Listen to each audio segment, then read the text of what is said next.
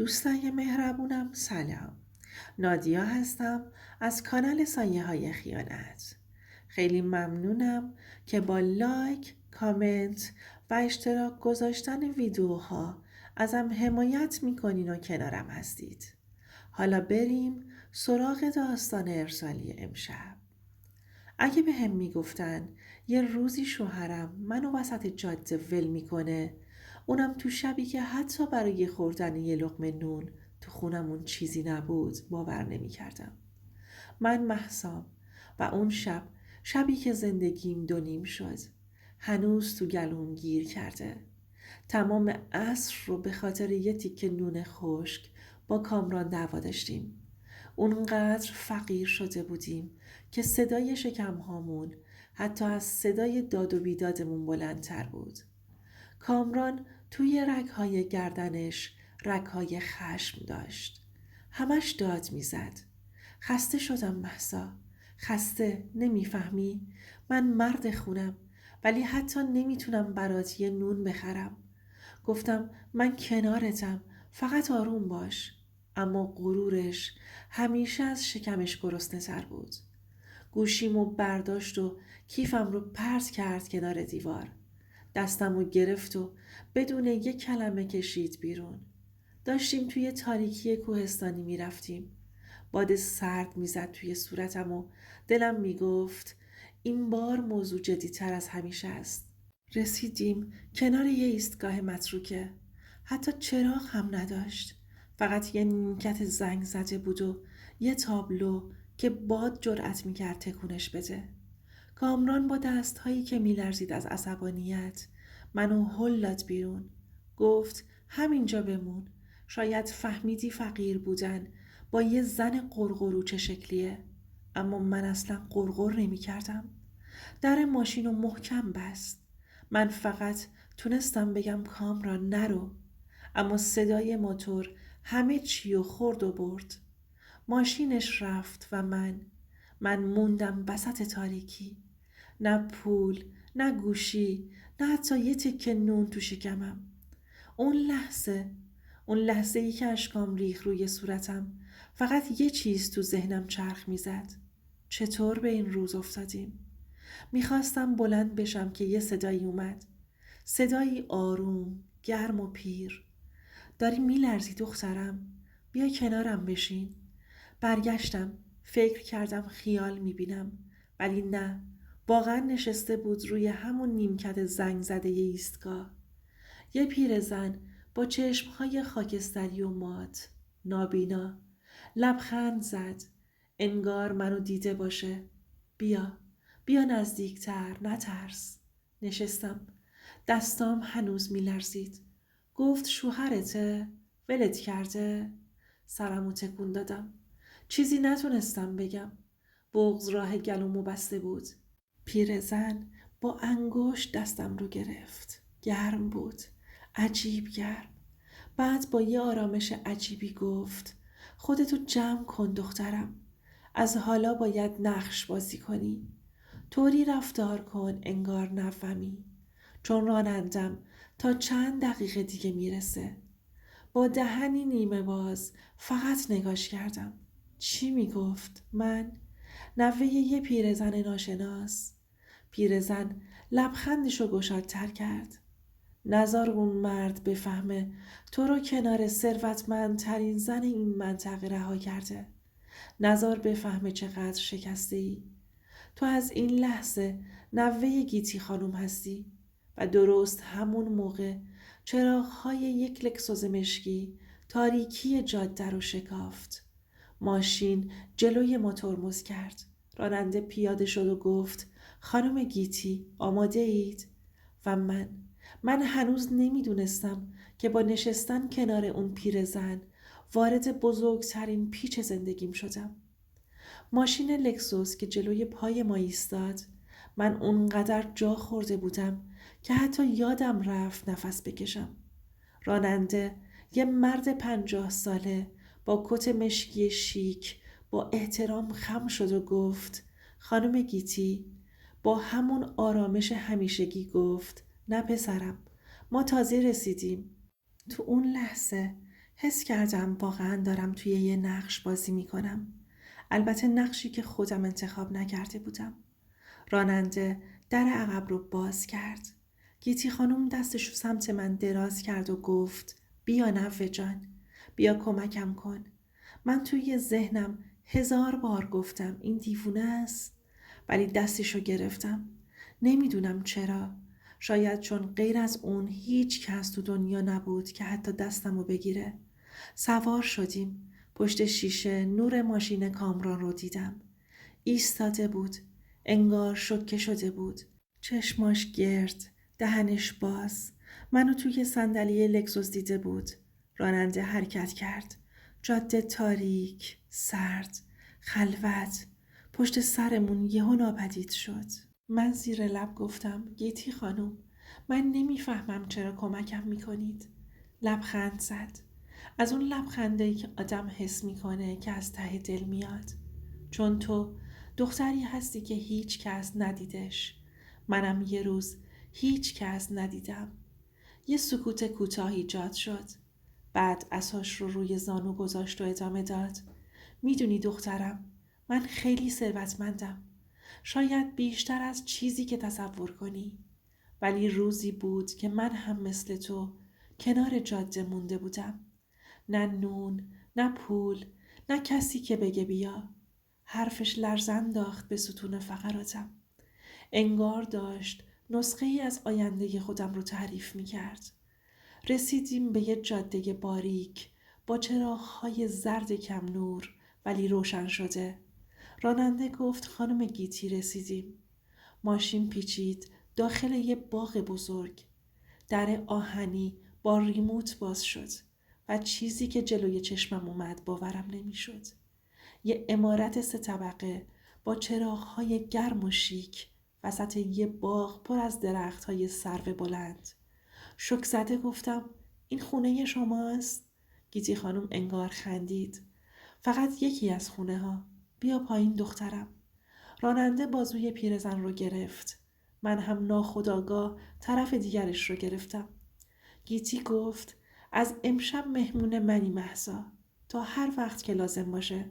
گفتم ولی من هیچی ندارم. نه پول، نه لباس، نه. حرفم رو قطع کرد. من از آدم‌ها لباس و پول نمیخوام. من فقط یه چیز رو ازشون میخوام. راستگویی. بعد عصاش رو آروم روی سنگ فرش زد و اضافه کرد. در ضمن تو نوه من هستی، یادت نره. یه لحظه حس کردم دارم خواب میبینم. چطور شد؟ چطور از دعوای سر نون خشک رسیدم به عمارت یه پیرزن ثروتمند؟ و درست وقتی وارد سالن بزرگ خونه شدیم، گیتی خانم پرسید مهسا، ازت یه چیز میپرسم. جواب راستشو بده. آیا هنوز اون مرد رو دوست داری؟ خشکم زد. نفسم برید. گفتم نمیدونم. شاید. گیتی سرش رو آورد جلو. چشمای خاکستری نابیناشو دوخت به صورتم. با اینکه نمیدید حس میکردم داره نگام میکنه.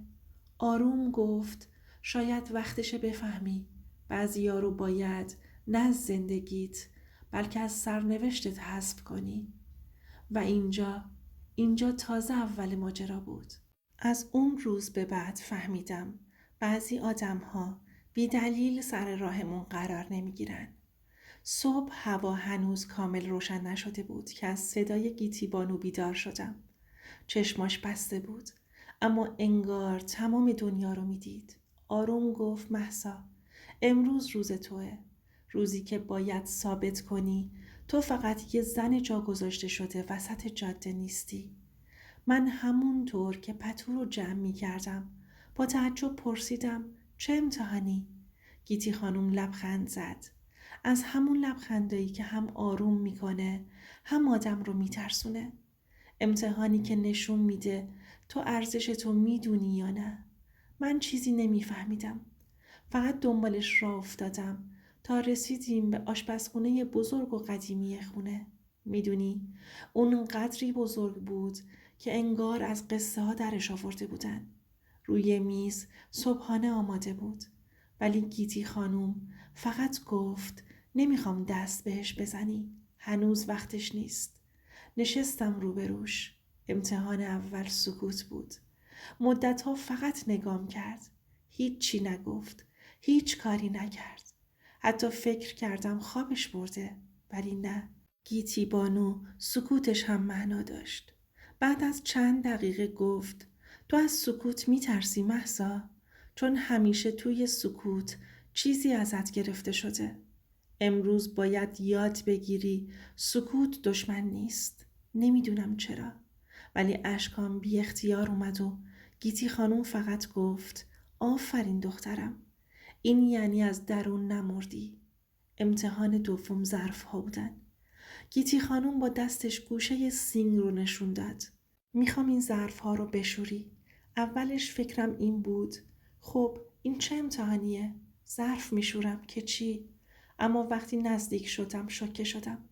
سینگ پر بود از ظرف هایی که هر کدوم به اندازه یک عمر خاطره تلخ وزن داشتن.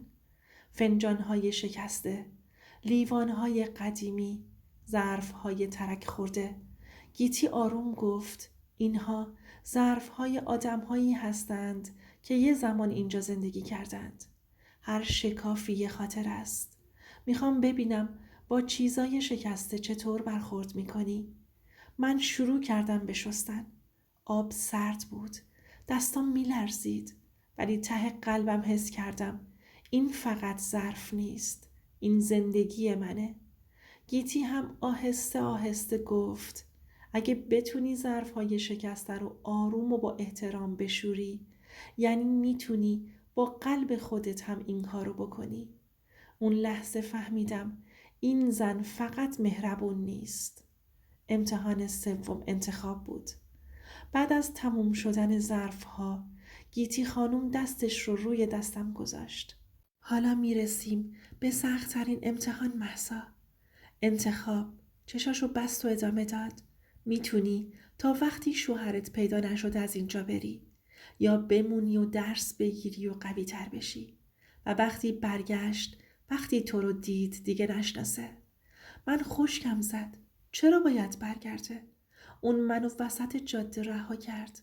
گیتی آروم گفت چون مردها همیشه دیر میفهمن و همیشه بر میگردن سراغ چیزی که مطمئن بودن همیشه هست. قلبم ریخت. اگه برگشت چی؟ اگه پشیمون شده باشه چی؟ گیتی لبخند زد. اون پشیمون نمیشه مهسا. ولی تو تغییر میکنی و اون تو رو توی تغییر میبینه و حساب کار دستش میاد. این خونه، این امتحانها برای اینه که تو یاد بگیری خودتو ارزون نفروشی. اون لحظه حس کردم یکی از توی سینم، اون زنی رو که همیشه ساکت میموند، داره بیرون میکشه. وقتی گیتی خانم قدم زنان به سمت اتاقش رفت، فقط یه جمله گفت. جمله‌ای که تا آخر عمرم یادم نمیره. فردا روز تمرین قدرت دخترم و تو هنوز نمیدونی چقدر قدرت داری. و اون شب برای اولین بار با حس یک زن تنها نخوابیدم. با حس یک زن در حال قوی شدن خوابم برد. وقتی گذشته بر میگرده ولی تو دیگه همون مهسا نیستی. صبح شد. خورشید تازه داشت نورش رو روی باغ و درخت‌های سرو می‌پاشید. من مهسا از خواب بیدار شدم. حس می‌کردم دیگه زن دیروز نیستم. زن دیروز، اون مهسا که گرسنه و خسته وسط جاده رها شده بود دیگه نبود. گیتی خانوم با همون لبخند همیشگیش گفت امروز روز امتحان اصلیه. آماده ای؟ چشمام گرد شد. امتحان اصلی یعنی چی؟ کامران برمیگرده. قلبم ریخت. اسمش رو که شنیدم دنیا کمی ایستاد. اما این بار ترس نبود. احساس قدرت داشتم. احساس کنترل.